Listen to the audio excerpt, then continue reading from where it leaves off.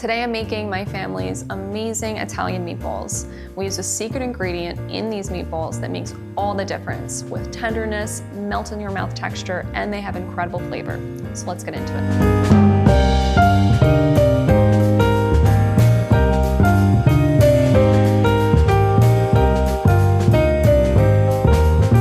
Okay, so first I have a bowl here that has the meat in it, which is the most important part. So typically in an Italian meatball, you're going to find a combination of meats rather than just straight beef.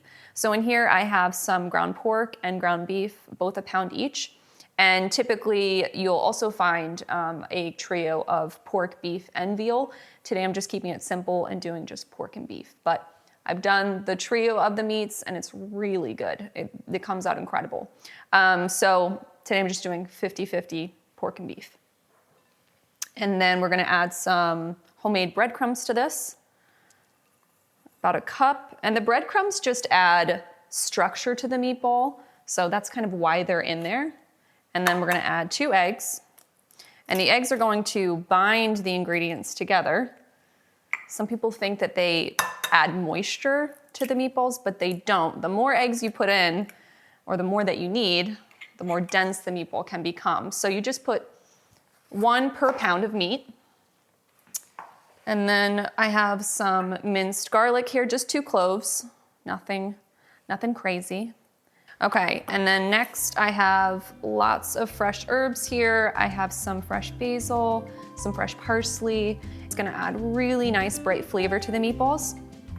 And there's a time and a place for dried herbs, but it's not in meatballs. I like to use fresh herbs because they add the most bright, beautiful flavor, and dried herbs just can't accomplish that. So I would not substitute those for dried herbs. And then we have our secret ingredient, at least my family's secret ingredient, which is ricotta cheese. And this is a mild, creamy Italian cheese, but it adds so much tenderness to the meatballs and just such juicy flavor, or juicy consistency. So we're gonna do 1 cup of that. I'm gonna set this over here. And then we have 1 onion. And I wanted to show you how I cut my onion, because growing up, my mom, with making meatballs, she was always like, I don't wanna see big chunks of onions in my meatballs. So she always taught me to grate it with like a cheese grater. So I'm just gonna show you how I do that. I use like the bigger, grating attachment. And you wanna use 1 small onion. And if you have a large onion, you can just cut it in half. So I'm just gonna grate it like this.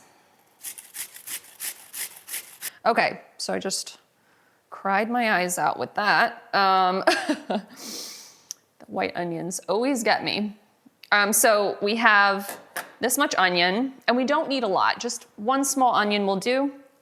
Or like I said, 1/2 of a large onion. And it just comes out perfectly fine and just not big chunks that we don't want. So next we're gonna do 1/2 teaspoon of salt. For flavor. Can't tell you how many meatballs I've had in my life that did not have flavor, or they were really dense and dry. And these are not. These have lots of flavor and just are so tender. And then we're gonna do some black pepper, 1/2 teaspoon. So the next ingredient that we're gonna be using is Parmigiano Reggiano, and I really like to use fresh in this recipe. I think it's really important because fresh cheese has so much more flavor than the pre-shredded dried flakes that you find in the store, and they have a ton more moisture when you're shredding this yourself. All right, and so we have this is probably more than a cup, so I'll just put about that much in. So now I'm gonna roll up my sleeves and we're gonna get into this. I know that not all of us want to stick our hands in this, but it's the best way to get all the ingredients combined. It's really hard to do with a spoon. I know it's messy. You can also put some disposable gloves on, as my mom likes to do. But this is just the best way. A spoon can't really get all these tiny ingredients and the salt and everything mixed thoroughly. So we're just gonna do it with our hands. Okay, so we just finished mixing the ingredients together for the meatballs, and now I have a pan lined with parchment paper. So to form perfect meatballs, I like to use a bigger ice cream scoop. It works with measuring them out perfectly, and you just take that, and then you can just roll it. That way they're all evenly sized, and it just makes making them go a little bit faster. So we're gonna put these ones on the baking pan. I have found that I've really loved baking meatballs, although I didn't grow up with that. My mom and my relatives, they always fried them in a pan. I just find that they come out even more tender because they're perfectly cooked when you put them in the oven. And the browning in the pan sometimes can take away from the moist texture in the meatball.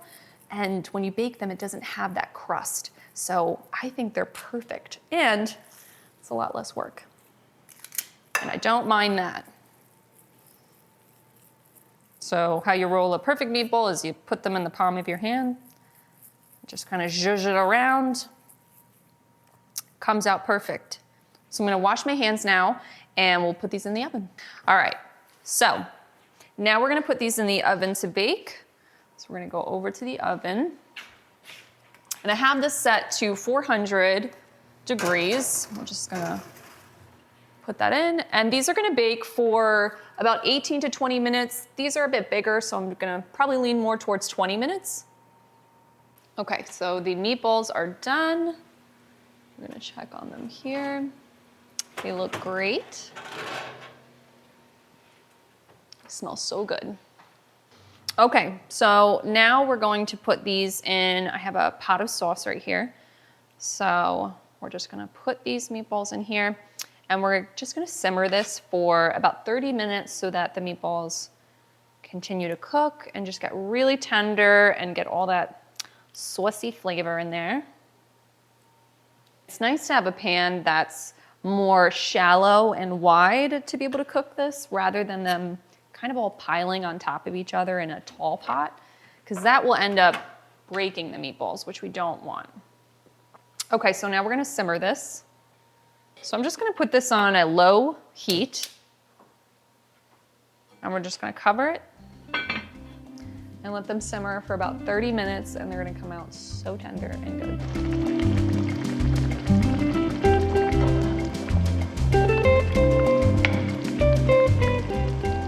So the meatballs are done. I am so hungry. So I cannot wait. This smells amazing. So we're gonna get a bowl, and we don't have pasta. You don't need pasta with these meatballs, although we serve them with that, but they are just amazing all on their own. Put a little bit in just right here.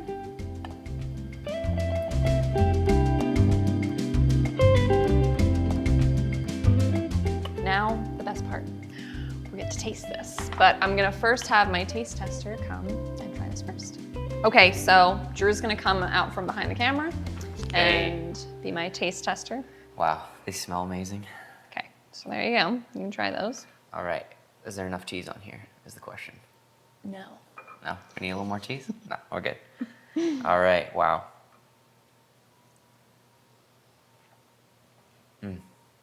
Those are really, really good. You like them? Mm-hmm. How's the flavor, texture? They're really moist. No, seriously, so good. You like them? Okay, I'm gonna try them too. Go ahead. They're so tender, and they have so much flavor too, because I've had meatballs where they're tender, but they have no flavor. And it's not just from the salt, it's the herbs, you taste the parmesan, and seriously, that ricotta cheese is such a game changer in the tenderness, because I make meatballs all the time, and when I make the chicken meatballs, they don't have the ricotta cheese in them, and they're delicious because I put tons of parm in them.